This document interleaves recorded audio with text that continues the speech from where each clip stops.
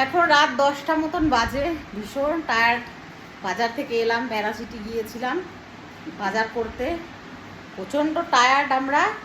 আর কে এসছে দেখাচ্ছি। আমার তো পুরো মুখটা একদম, তোমরা কমেন্ট করছো যে দিদি মুখটার এবার একটু চর্চা করো। কি যে চর্চা করব, কি যে লাগাবো মুখে আমি সত্যি নিজেও জানি না।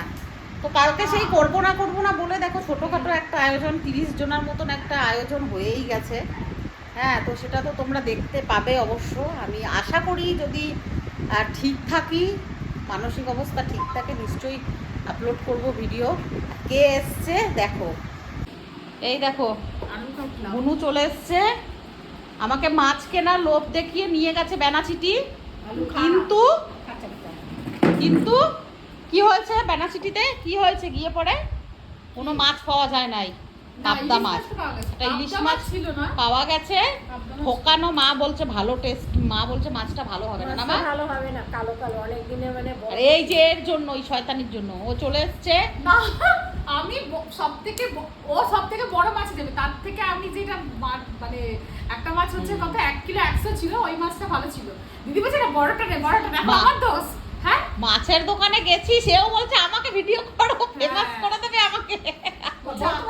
আমার দিদিকে সবাই তারপরে ফেমাস। লাস্টে কি বলে, তোকে ফ্রিতে একদিন মাছ খাওয়াবে। দিদিকে বলছে একদিন আসতে। ও এখন আলু কেটেছিস কেন?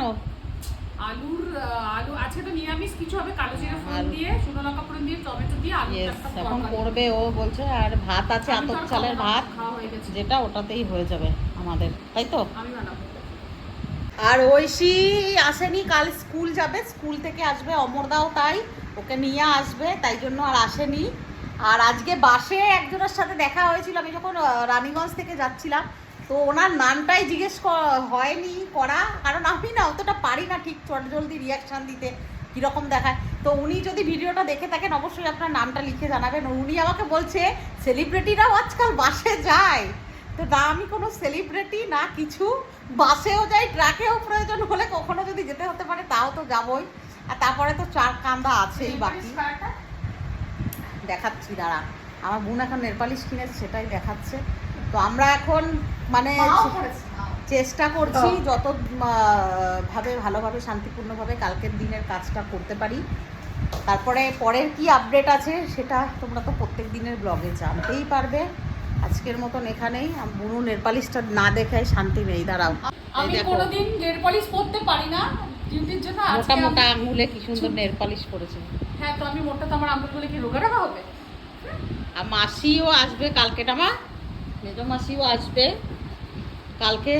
কালকের দিনটা ঠাকুর করে ভালোভাবে এই মানুষটার নামে ভালোভাবে যেন পার করতে পারি, আশীর্বাদ করো।